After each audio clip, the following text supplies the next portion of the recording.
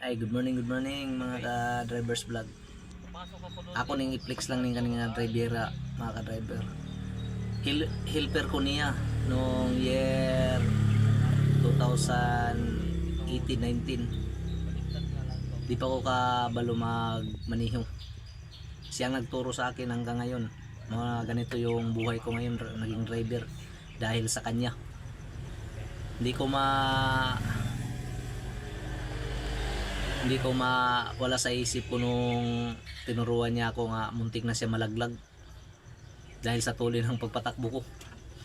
Siyempre bagong bago, malikot talaga yung kamay pag nakahawak ng manubila, pero hindi ako nagsisisi dahil ngayon driver na ako dito sa Mindanao.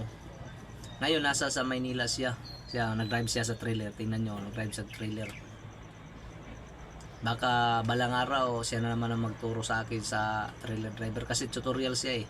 Accredited siya sa LTO mga drivers. Kung gusto nyo magpaturo, mayroon din siya magtuturo sa inyo. Veterans move na yung ano niya, kasi matagal na siya driver.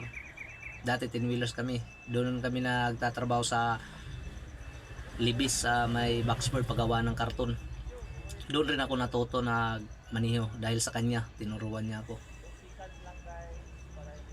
At ang dami ng tinuruan nito mga ka-drivers.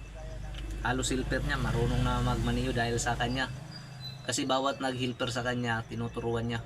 Hindi niya pinalagpas. Binahagi na niya yung natutunan niya sa pagmamaniho.